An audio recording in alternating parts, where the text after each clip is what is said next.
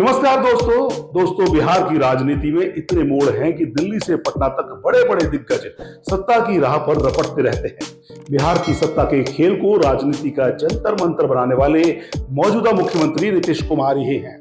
नीतीश की चालों को प्रधानमंत्री नरेंद्र मोदी और उनके चाणक्य अमित शाह तक नहीं समझ पाते हैं। नीतीश कुमार अब बिहार की पूरी सियासत को एक बड़ा झटका देने वाले हैं। इसकी तैयारी पूरी हो चुकी है। ये तैयारी दो लेवल पर हो रही है। पहला तो बताया जा रहा है कि नीतीश कुमार ने अपने राजनीतिक वारिस को चुन लिया है। जी हां, सही कहा और सही सुना आपने कि राजनीतिक वारिस उनका तय हो चुका है। और दूसरा, बिहार का बजट सत्र जो नीतीश और प्रधानमंत्री नरेंद्र मोदी के रिश्तों में निर्णायक मोड़ ले सकता है। प्रधानमंत्री मोदी का अपना आम बजट भी उनके लिए एक बड़ी चुनौती है, जो कि पूरी तरह से बिगड़ चुकी अर्थव्यवस्था के दौर में मिडिल क्लास का गुस्सा भी नरेंद्र मोदी को थामना है। और जिन बैसाखियों के सहारे वो प्रधानमंत्री की कुर्सी पर बैठे हैं, उन नीतीश कुमार और चंद्रबाबू नायडू को भी साधे रखना प्रधानमंत्री की जिम्मेदारी और मजबूरी है। चंद्रबाबू नायडू को तो प्रधानमंत्री अपने खजाने के जरिए साध भी सकते हैं, लेकिन नीतीश कुमार सिर्फ खजाने और योजनाओं के ऐलान से बहलने वाले नहीं हैं दोस्तों। क्योंकि नीतीश कुमार को आने वाले विधानसभा चुनाव के मद्देनजर अपनी राजनीतिक हैसियत भी मजबूत करनी है। नीतीश कुमार पिछले 2 महीने से ऐसे एक नहीं कई इशारे दे चुके हैं। और नीतीश कुमार के उन इशारों में लालू यादव और उनकी पार्टी आरजेडी के सीनियर लीडर्स समय समय पर तड़का भी लगाते रहते हैं। एक और नीतीश कुमार दिल्ली की हर राजनीतिक हलचल से खुद को दूर रखते हैं। यहां तक कि उपराष्ट्रपति के कार्यक्रम में भी शामिल नहीं हुए थे, जो कि प्रोटोकॉल के हिसाब से बहुत जरूरी था और उनको शामिल होना चाहिए था। और दूसरी ओर लालू यादव नए साल के पहले ही दिन से नीतीश को वापस आरजेडी और कांग्रेस के साथ महागठबंधन में आने का न्योता दे चुके हैं।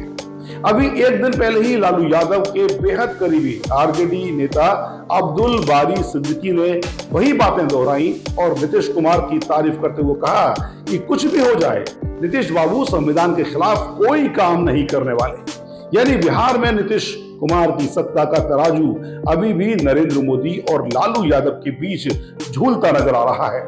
नीतीश कुमार की सियासत का कांटा क्या लालू यादव की ओर झुकेगा, और अगर ऐसा होगा तो कब? इन सवालों का जवाब नीतीश कुमार के पिछले 2 महीने से दिए जा रहे इशारों और उनकी दो प्लानिंग से अच्छी से समझा जा सकता है। नीतीश के वारिस पर आए उससे पहले बजट को लेकर नीतीश के इन इशारों को समझते हैं। पहले ये चर्चा सामने आई कि बिहार का बजट 19 फरवरी को पेश किया जा सकता है। बीजेपी कोटे के उप मुख्यमंत्री सम्राट चौधरी बिहार के वित्त मंत्री भी हैं, लेकिन बाद में खबर ये आने लगी कि बिहार का बजट सत्र 28 फरवरी को शुरू होगा। यानी बजट चला गया मार्च में, होली से पहले।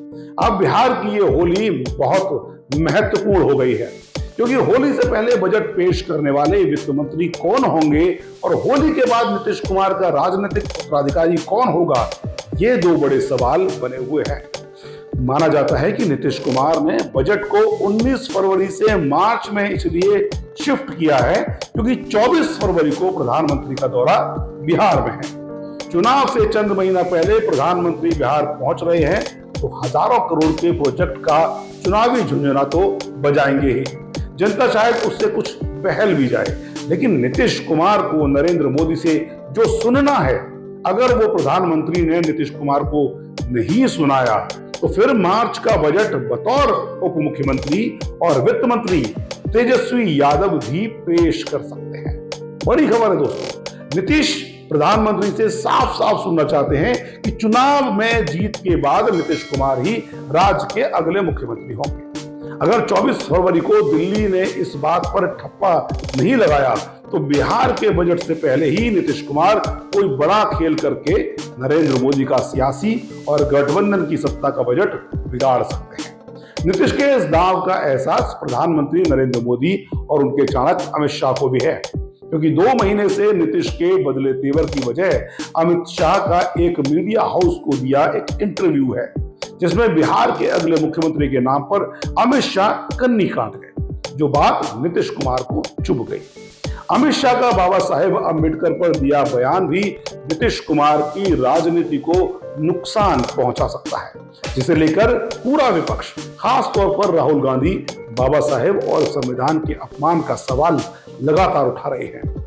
इस एक दांव के अलावा नीतीश कुमार की राजनीतिक विरासत का दांव भी दिल्ली से बैठकर बिहार की सत्ता पर नजर गड़ाए नरेंद्र मोदी और अमित शाह के सपनों को चूर चूर कर सकता है। अभी हर कोई जानता है कि जेडीयू में नीतीश का कोई घोषित उत्तराधिकारी नहीं है और उम्र के जिस दौर में नीतीश 2025 का चुनाव लड़ने जा रहे हैं, उसे लेकर दिल्ली के तथाकथित चाणक्य अमित शाह और बिहार में खुद सत्ता का स्वामिभक्त दावेदार, बिल्कुल पूरी तरह से अपने को समझने वाले नीतीश के बाद में तेजस्वी भी नीतीश कुमार के जनाधार पर नजर रखे हुए हैं। अमित शाह नीतीश के सहारे बीजेपी को सत्ता तक पहुंचाना चाहते हैं, तो इसके ये सोच भी उनके मन में है कि जेडीयू में नीतीश के बाद कोई और दिखता ही नहीं है। इन हालात को नीतीश कुमार भी समझ रहे हैं। बगैर किसी घोषित उत्तराधिकारी के जेडीयू और अपने जनाधार को बचाए रखने की उधेड़-बुन नीतीश कुमार के भीतर भी चल रही है। ऐसे में 20 दिन पहले मुख्यमंत्री नीतीश कुमार अपने गढ़ बख्तियारपुर में एक ऐसे शख्स के साथ जनता के बीच पहुंचे जिसने बिहार में एक नई बहस छेड़ दी। उस शख्स ने लोगों से एक राजनीतिक अपील भी की। उसने बड़े सलीके के साथ लोगों से कहा कि आने वाले चुनाव में जेडीयू और नीतीश कुमार को फिर से चुन लें, एक और बार नीतीश कुमार की सरकार बनवाएं।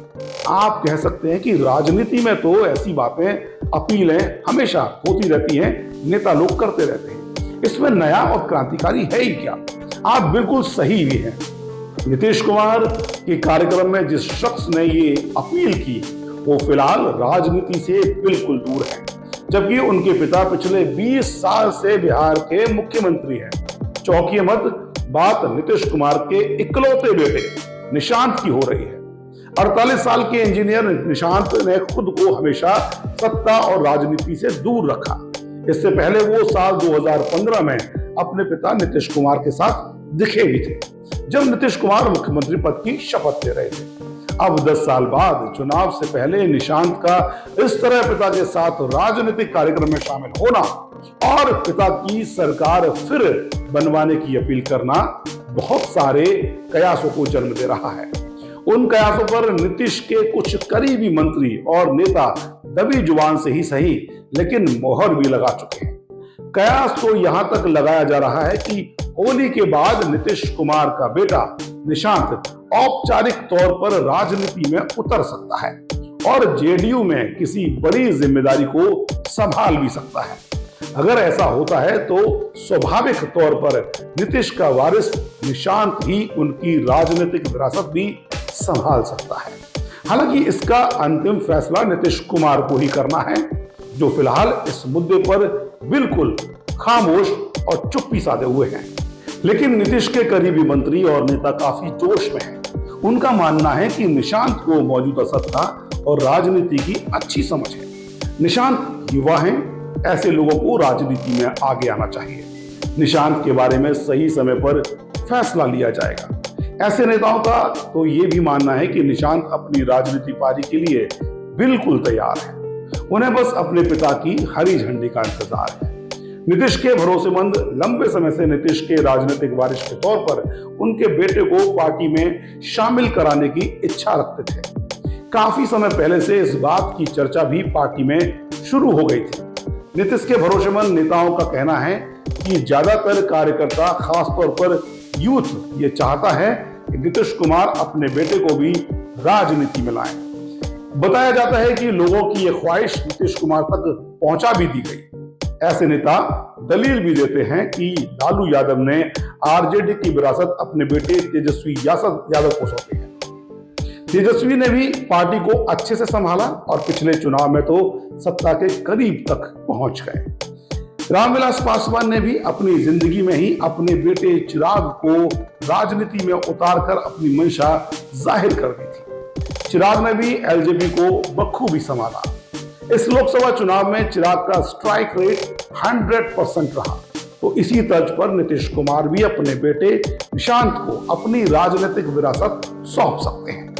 बल्कि निशांत अगर 2-3 चुनाव पहले भी राजनीति में आ गए होते, आज जेडीयू की स्थिति और बिहार की राजनीति की सूरत कुछ और ही हो सकती थी। निशांत की पैरवी करने वाले नेताओं का कहना है कि अभी भी कोई देर नहीं हुई है।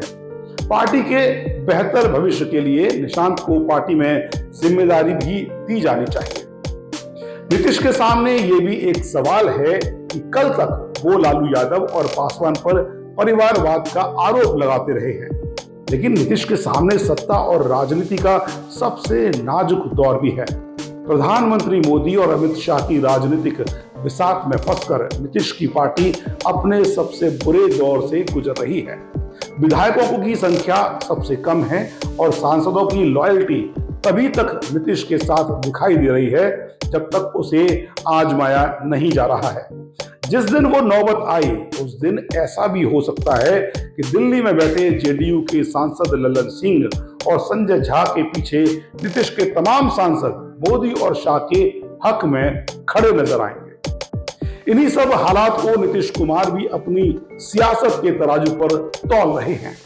हालांकि सियासत के कुछ जानकार नीतीश कुमार के ये सारे तेवर सीट बंटवारे में ज्यादा से ज्यादा सीट हासिल करने की रणनीति मानते हैं। नीतीश कुमार इस चुनाव में जेडीयू के लिए कम से कम 125 सीट चाहते हैं और बेहतर स्ट्राइक रेट के साथ कम से कम 80 पार विधायक चाहते हैं, ताकि सदन में सबसे बड़ी पार्टी भी बन सके और मुख्यमंत्री की कुर्सी पर अपनी गारंटी भी ले सके। वरना तो बीजेपी लगातार ये मैसेज दे रही है कि अब की बार नीतीश कुमार के कंधों पर ही चढ़कर बिहार में अपना मुख्यमंत्री बनाएंगे। महाराष्ट्र में एकनाथ शिंदे को प्रधानमंत्री मोदी और अमित शाह ने किस तरह मुख्यमंत्री से उप मुख्यमंत्री बना डाला, ये भी नीतीश कुमार के सामने है। ऐसे में पहली बार नीतीश राजनीति के चक्रव्यूह में फंसते नजर आ रहे हैं। इस चक्रव्यूह से निकलने का रास्ता नीतीश के सामने यही है कि जेडीयू चुनाव में सबसे बड़ी पार्टी बने। इसके लिए उन्हें अपने जैसे औरे वाला सहयोगी नेता चाहिए जो हर हाल में नीतीश कुमार के प्रति ईमानदार रहे। ऐसी क्वालिटी तो किसी इंसान के अपने बेटे में ही हो सकती है। जेडीयू और नीतीश कुमार की मौजूदा परिस्थितियों को उनके भरोसेमंद नेता भी देख रहे हैं और समझ भी रहे हैं। शायद इसीलिए नीतीश के बेटे निशांत को लेकर ये चर्चा जोर पकड़ रही है। तो अब फरवरी का महीना और होली के पहले और होली के बाद की नीतीश कुमार की सियासत बिहार की पूरी राजनीति में एक बड़ा उलटफेर दिखा सकती है। दिल्ली के आम बजट से बिहार के बजट के बीच बिहार की सत्ता के खेल का रंग और होली के बाद पार्टी में नीतीश की राजनीति का देखने के लिए तैयार रहिए दोस्तों, क्योंकि बहुत कुछ बदलने वाला है बिहार की राजनीति में। और इसी तरह इस वीडियो को हम विराम देते हैं। आपको ये खबर, ये जानकारी, ये एनालिसिस कैसा लगा, आप हमें अपनी राय कमेंट के जरिए जरूर भेजिए। आप लाइक करिए, शेयर करिए और अगर अभी तक एक्सक्लूसिव खबर को आपने सब्सक्राइब नहीं किया है तो प्लीज इसे सब्सक्राइब करें ताकि हम आप तक और भी ठोस और बुनियादी जानकारी पहुंचाएं। नमस्कार।